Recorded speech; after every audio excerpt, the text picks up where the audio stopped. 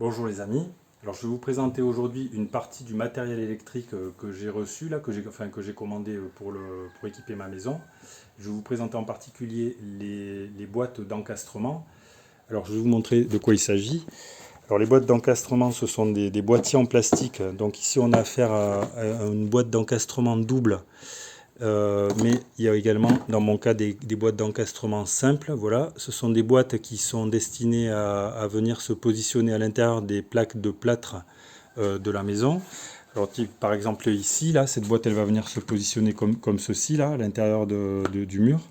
Ok, donc on fait sortir les gaines à l'intérieur de la boîte d'encastrement, donc par l'intermédiaire de ces opercules souple là qu'on peut voir ici et qui donc il va falloir percer. Alors vous notez que là on a affaire à des boîtes d'encastrement dites étanches. Alors étanche, c'est étanche à l'air, ça n'a pas de rapport avec l'électricité.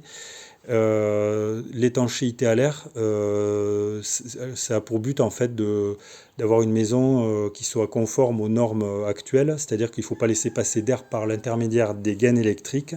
Et c'est pour ça que ces opercules permettent d'éviter le passage d'air par ce biais, et les fuites d'air, on va dire. Voilà. Alors sachez également que, alors, vous voyez que ces boîtes d'encastrement, ce sont des boîtes d'encastrement de marque Schneider Electric. Mais évidemment, il en existe de différentes marques. Et ce qu'on peut dire sur ces boîtes d'encastrement, c'est qu'on peut y passer les gaines ici dans ces opercules. Et on peut également obstruer les gaines en elles-mêmes. On fait passer les câbles et il existe des capuchons ou des bouchons qui permettent de boucher donc les gaines électriques. Donc je n'ai pas ces bouchons, je ne peux pas vous les montrer tout de suite, mais je vous les montrerai peut-être dans une autre vidéo, le moment venu, quand je mettrai ce matériel, cet appareillage en place. Voilà. Donc, qu'est-ce que je peux rajouter? Pour le positionnement, la mise en place, vous voyez qu'ici, il y a deux petites pattes qui permettent donc qu'on va dévisser, qui vont permettre de venir visser la boîte à l'intérieur du placo.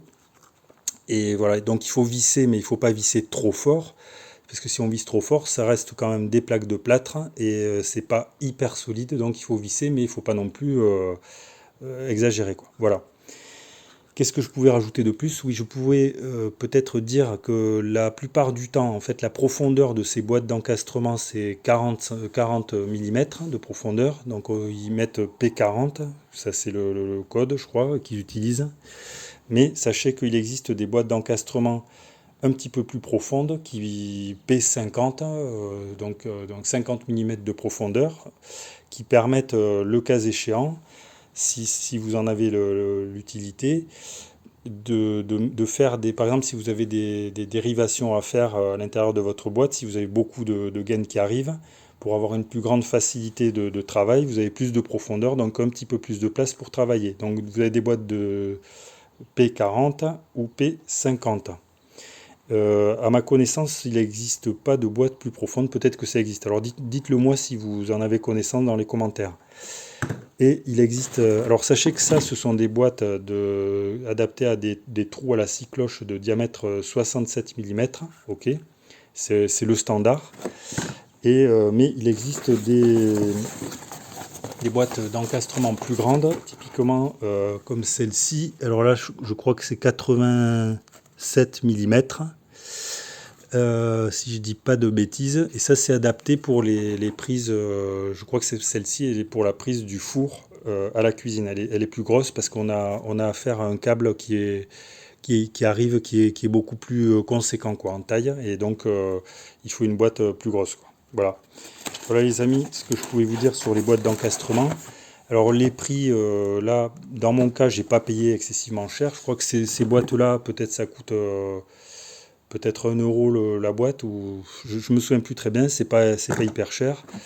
Là, c'est du Schneider électrique, c'est un choix. Sachez que il y a du Legrand évidemment, puis d'autres marques, il y a Aguerre, je crois. Enfin, bon, il y a toutes les grandes marques qui proposent des boîtes d'encastrement.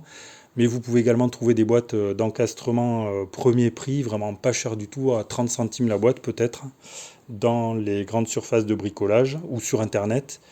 Mais méfiez-vous quand même, faites attention, parce que si vos boîtes d'encastrement ne sont pas étanches à l'air, ça peut éventuellement poser problème après pour la conformité de votre maison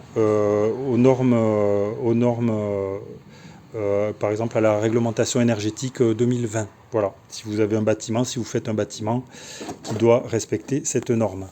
Voilà les amis ce que je peux vous dire. Donc si ça vous intéresse, abonnez-vous, comme ça vous verrez un petit peu la mise en œuvre de ce matériel. Là pour les boîtes d'encastrement, c'est pas hyper compliqué. Si vous avez des questions, des remarques ou des commentaires, vous pouvez les faire dans le fil de discussion sous la vidéo. Abonnez-vous si vous ne l'avez pas encore fait. Cliquez sur le pouce j'aime pour soutenir la chaîne. Merci les amis pour votre attention. Et je vous dis à bientôt pour de nouvelles vidéos.